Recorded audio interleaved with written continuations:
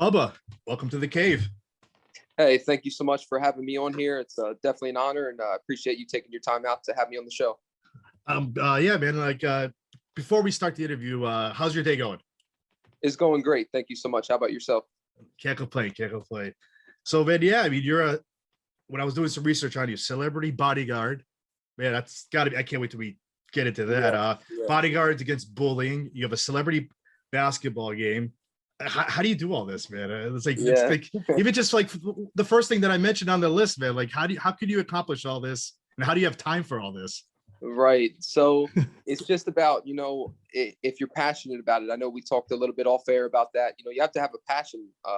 And when God places a calling onto your life and you're following his steps, it's you make a way for things. And when you have that strong faith and you have, a work ethic that is very driven and you make many sacrifices, anything is possible in life. And, like you said, how are you able to balance all these things? And it's just a testament to that. Yeah, that's amazing, man. Like, so before we get into like how you got into this, like when I was doing research on you, you grew up in Pennsylvania, am I right? Yeah, I was born in Hanover, Pennsylvania. I grew up there a little bit, and then eventually I moved to Ocean City, Maryland, and finished growing up there and graduated from high school in the Berlin, Maryland area. Wow. So how did you like decide to get into like in this industry pretty much? Right. Like was this like the dream, or did you have like other plans at first and you somehow fell into this? So, growing up, I always had, a passion or a drive for martial arts and security. And, I think around maybe 11 years old, I started training with the martial arts somewhere around that age and have just stuck with it ever since. And then at 17, I got my first experience at a beginner level job working security at a major BMX and concert venue down in Ocean City, Maryland on the beach. And just right away, like over protecting people and protecting property, I was able to discover it was my passion, purpose, and true divine calling in life. Like that I wasn't just lucky to do that, that I was truly blessed. And I had a gift, not only to do something that could bring me in success and accolades, but most importantly, it could make a true impact and a true difference on other people's lives as well. And, it was powerful at such a young age to get that, notion and to get that, vision. And just I've stuck with it ever since. And then at 19, I got my first bodyguarding experience, still very young, not much training outside of, just beginner level jobs and my martial arts background. And that was with Vinny Guadagnino from the hit show on MTV Jersey Shore. I would bodyguard him every summer. He would come to Ocean City, Maryland, and, just made the most of it. In life, it's all about opportunities, and you're going to have a lot of them, but you have to stay prepared so you don't have to get prepared. And I was ready for the moment. I didn't say, hey, I'm not ready or I can't do it. I went with it and I made it. I made the most of the opportunity. And just ever since then, I've continued to grow and have gone on now, respectfully to have a decade in the industry, in the security industry, and have gone on to protect some of the top names and events in the rail, such as, Super Bowl 54 and the 9/11 Memorial Commemoration, New York Fashion Week, Corey Woods, the top celebrity eyewear designer, the Ali family, Dr. Khalila Camacho Ali, the former wife of the greatest activist and boxer to ever live, Muhammad Ali Jr., the only biological son of Muhammad Ali, Grant Cardone, Elena Cardone, the 10X Growth Conference venues, DeMar J. Smith, Samaya Clark Gabriel, Jocelyn James, Kendra Lust, so many, notorious names and respected names. And it's just, truly been an honor. Also in there, P. Diddy's children, and the list just goes on. And I'm truly honored. Some of those names are the greatest, to ever do it in their professions. But I always carry myself that God is the greatest, no matter who I was around. They don't even compare to God. So, you have to have that faith. God is my bodyguard. He's your bodyguard. He protects all of us with a protection not even the best bodyguard could ever provide. And his strength and his armor is 24/7, 365. And it's powerful when you can have a mindset like that and understand where your blessings come from. Because when you understand where your blessings come from, you get more in life. You'll always be, even when you give and you give, you'll continue to receive blessings, because our blessings aren't just for us to hold on to; they're for us to give out to others. Most importantly. You said you had to like your first big job at 19. Like, how do you like? So you bodyguard, you said Vinny and Jersey Shore. Yes. Like, how do you like train to do something like this? And like, and Right. then from there, like, how does your name get going where you start getting these big time celebrities to guard? Yes. So, just there, it was just making the most of the moment, relying heavily, at 19 on my martial arts background, like my focus, that your words can start a fight or they can end a fight. Your ability to have empathy, and sympathy, and care and love, and being able to be 10 steps ahead of your opponent, and being smart. In this industry, you have to be massively, colossally smart. You have to have wisdom and knowledge, and do your due diligence, and have understanding of people. Life is all about people skills, and it truly matters how you treat them. If you have people skills, it can get you farther than a doctorate. It can get you farther than a law degree, farther than a master's, any of those things. If you just have people skills and respect and you're humble, it can open any door for you. It can get you further than even money can. And then to talk about how I was able to get around other names, word of mouth is everything in the industry of a protector. When you do right by a client, others are going to quickly know about it. For example, I was with for extensively a long time. I had an account with Corey Woods, who was a very popular, very respected eyewear designer. His clients include the Kardashians, Amber Rose, Jay-Z, Beyonce, other big names. And one time he just came up to me and he had his phone and he said, "With the best bodyguard in the real, Bubba." And just from there, I mean, something that you wouldn't think, what could that possibly, could it be that big of an impact? I mean, it was like every time I went to a show with him, I had the same respect he was getting, people coming up to me. It was powerful. Then his clients wanted to use me for services, awesome. At all the different events and venues. And, really, you do right by somebody. And as a bodyguard it's so much bigger than size and strength and muscle. You have to have a very strong, soft skill in this industry. You have to have loyalty and trust and character and integrity and a good demeanor and be able to have discipline and obedience, because what good is it if you're 6'11" and you're this Arnold Schwarzenegger body structure, but you can't be trusted, or you do things that escalate situations instead of knowing how to de-escalate. And another big misconception as a bodyguard is, that we're just these incredible hawks and we're just going to bully anything in our path. But it's that, when a situation were to arise, say, for example, we're with a politician or a diplomat and they're giving a speech and something happens, you don't bring the client into the crowd of trouble. You remove the client in the most effective, efficient, and safest manner. It's flight over fight.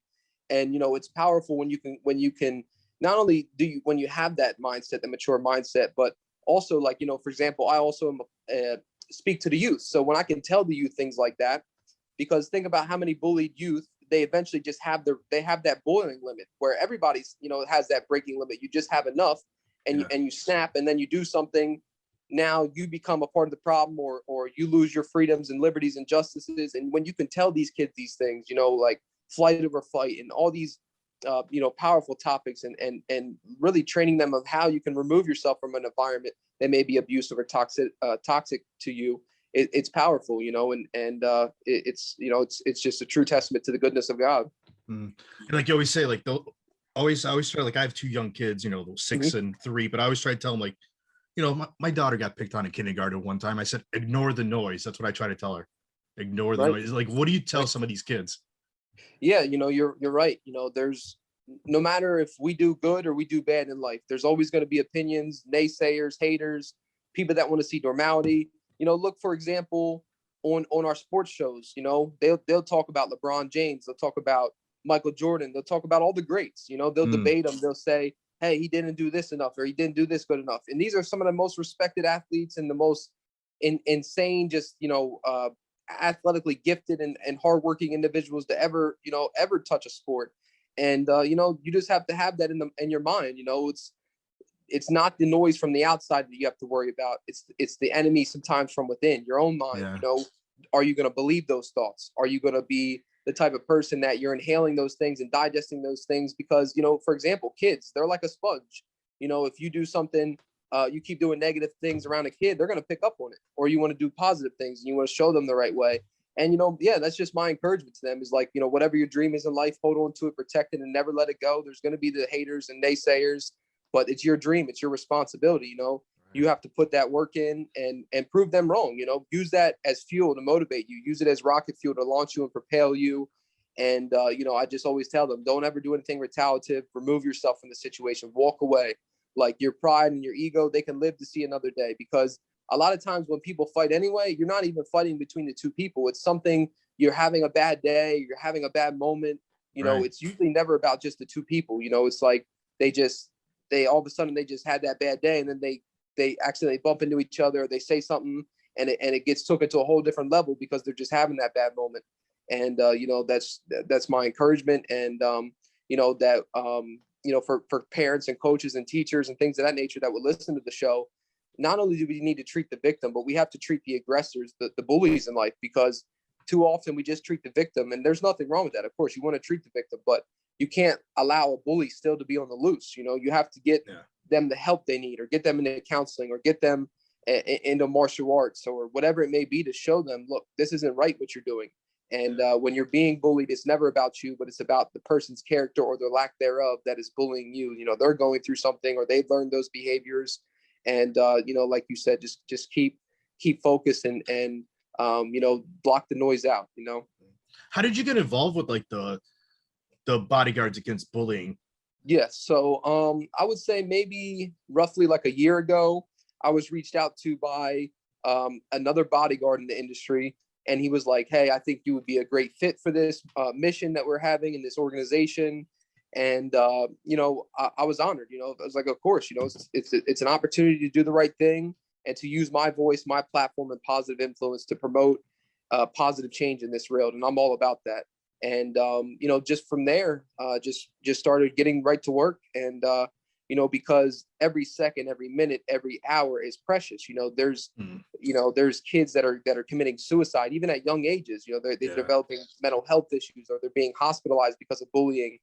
And what bullying really is it isn't just bullying, it's abuse. You know, we need to start terminizing it of what it truly is. You know, to bully somebody is to be an abuser, whether it's a domestic violence, whether it's bullying, physical, verbal, cyber, relationship bullying, domestic violence, again, whatever it may be, it's abuse. And you know, we just have to stop sweeping it under the rug and really start saying, you know, enough is enough. Because no matter how much I preach and I talk words of encouragement, and I talk about bullying, and I talk about being the better person, and all these things, you know, when I leave, what are you going to do? You're going to pick, are you going to make the right decision, or are you going to make the wrong decision? You know, with your choices in life, your faith will never be on trial, but your choices most certainly could. So you make the wrong decision to retaliate against your bully, or go get a weapon, or do something, you know, just where you just had that breaking point, like I said, again, because these kids do. And when their breaking point happens, they're either going to break and they're going to snap on their bully, or they're going to break so bad where they feel the only way out is to take their life. And it's sad, you know, and we have to do everything in our power to eradicate bullying, not just, talk about it a few times and then we're back to covering it up. We need to eradicate it. We need to say enough is enough. You know, the cyberbullying is atrocious. You know, these kids on video games and computers and tablets and iPhones and even adults, in many cases, are on these things, and they hide behind a keyboard and they harass keyboard warriors. Yeah. Right. And you know, so that just got involved from there, you know, and we've even went to the extremes to donate bodyguard services. You know, you talk about a once in a lifetime impact that could have for a child that had been, you know, habitually or seriously bullied. You know, you can't measure that impact. There's not an adjective powerful enough. And we didn't do it to intimidate. We didn't do it for any of those reasons. We did it to show them, hey, you know what? There's people out here that care about you, that love you, that care about your peace of mind, that care about your safety. And hey, if I can give you a few tips or a few pointers of how you could be safer, or how you could avoid situations if you were to be presented in one, you know, hey, you know, it's powerful stuff. And not only did they get the, you know, bodyguard experience, they received the same service that an A-list celebrity received. I mean, police escorts, you know, 3 bodyguards. They got to meet the mayor. They got to go in the mayor's office. Awesome. I mean, it was powerful. And you mentioned cyberbullying, like, you know, like, I don't know how old you are, but like, I'm 44. I remember like when we were young, you know, you might've got bullied at school and everything, but when you got home at 3 o'clock, it was done. Right. You know, these kids now, like you said, you mentioned social media and everything. So for them, it's 24 hours a day. It's not even just 6 hours because you were just in school. And it's like, it's gotta be like, oh yeah, it's difficult. I right. mean, even to this day, some adults get bullied 24 hours a day. Absolutely. And like you said, it's like, when does it stop? Does the kid even have a chance to breathe? And my encouragement, if you're going through any type of bullying, even if it's, for example, we'll start with physical or verbal, it would be to don't retaliate. The very last resort is to defend yourself. You don't, that's not step one. All of a sudden you throw the guy to the ground and you bang him up, or he or she. You use your words. You try to have show them you have, you're try to get to their heart. People will always respond to love. Smiling and love is the universal language. And don't run your mouth back to them, or try to scoop to their level, because that's what they want to do. They want to bring you down. They want to bring your frequency down. And that's my encouragement. And it's important. What's the next big event you're doing for the bodyguards against bullying? So with the next big event that I'll be doing, for me, it will be a celebrity charity basketball event. It's on Saturday, August 28th of this summer at the Worcester County Recreation Center in Snow Hill, Maryland. It will host some of the top names from around the world, respectfully, playing for an amazing cause to bring proceeds and awareness to cancer, bullying, and mental health, three components that just unfortunately they impact so many, not just in our nation, but across the world. And we're speaking out on bullying. We're bringing awareness to mental health. We're going to have those celebrities and public figures and leaders at the county, local, and state levels, speaking out on things and giving their motivation and inspiration and words of power to the kids that, again, that can't be measured, but that could have that impact for the kid. And, it's powerful. Fan Fest will start at 12 p.m. The game will start at 5 p.m. on Saturday, August 28th. And it's just going to be an amazing time. For tickets, they can be purchased at www.bubbaalmony.com. That's BUBBAALMONY.com. That's my official website. And even for those that can't make it, you can still purchase tickets to be donated to a local youth organization on your behalf. So it's just, like I said, an amazing cause. And we made it so that everybody can be involved. Even if you can't make it, you can still make a donation or see your tickets, make somebody's life, And we're going into a historically small town that's kind of on the back burner with a lot of events to bigger cities surrounding it. And, it's needed, especially coming out of COVID, as we're hopefully getting ready to get out of COVID. These kids need that. They need it to uplift their summer. They need it to propel them as they get ready to go in that new school year, because there was a lot of uncertainties, a lot of differences during COVID for these kids, wearing masks and social distancing. It's kind of like they're confined and they're confused, and this game will do a lot for them in the community. So it's going to be beautiful. How did you get the idea to start this like celebrity charity for the basketball game? I think about, I want to say 18 months ago, I was like, hey, I grew up in the area. I graduated there. I'm involved heavily in the community and with the youth. What better thing to do than to bring something of this caliber and to have so many amazing people coming to it, and most importantly for a great cause. And it's just something where I said, what, I've seen events in the area. They've come and they've went. I said, what can I do to bring these kids an outlet, to bring these kids and the community, not just with the youth, but the whole community, bring them that platform, bring them that opportunity, and to most importantly, show them no matter your success and accolades, you come back to where you're from and you give back and you inspire people and you motivate, empower, uplift them. Yeah, that's awesome. I want to go back to you a little bit about like you being the bodyguard and everything for like celebrities. Like who's been like one of your favorites that you worked for? I've been truly blessed with a lot of people that I've never had, like, I would say, like a bad client. So I love working with Corey Woods. He was a celebrity eyewear designer. He did a lot of things in the fashion industry and modeling events and different things. He had a showroom, and I got to travel with him and have so many experiences and meet so many amazing people. I would say when I was with Grant Cardone, that was a great time, protecting him and his family and his children at the 10X Growth Conference. And then a more recent client would be Dr. Khalila Camacho Ali, the former wife of the greatest boxer, Muhammad Ali. and the mother to his 4 children. I think just being around those names, I mean, Grant, I gained so much information and knowledge from. Corey, just somebody who treated me exceptionally well, and met so many amazing people. And then, Dr. Ali, just, standing up for what is right and fighting for what you believe in, and leadership components. And I mean, when she walks in a room, she says something, I mean, she has the whole room's attention. And when she walks in, it just, the room just illuminates, it's like, it goes from darkness to daylight, and just amazing people. So very, very grateful. What's been a situation that got really bad, but you were able to resolve it quickly, where there was no violence or anything? I think it happens a lot in our field. Okay. Because we're always proactive. We're always scanning through threat assessments, or even leading up to a venue. We're doing our walkthroughs, we're planning our routes, we're meeting with staff, we're learning every ingress and every egress of a facility or its areas, surrounding areas. I would say more particular that I can remember, probably a night when I was with a client from overseas who was an attorney, and we were in New York at a club, and he was getting ready to celebrate, leading up to his wedding. And one of the people in his entourage, they were, pretty riled up. They were, on that level of intoxication and stuff. And, unfortunately, I'm sure, as you know, as well as I do, when some people drink, they're either a happy drunk or they want to fight. And, before you know it, they were having an argument, with the guy from the entourage and the client, and it got a little bit physical. So we stepped in as we were protecting the client.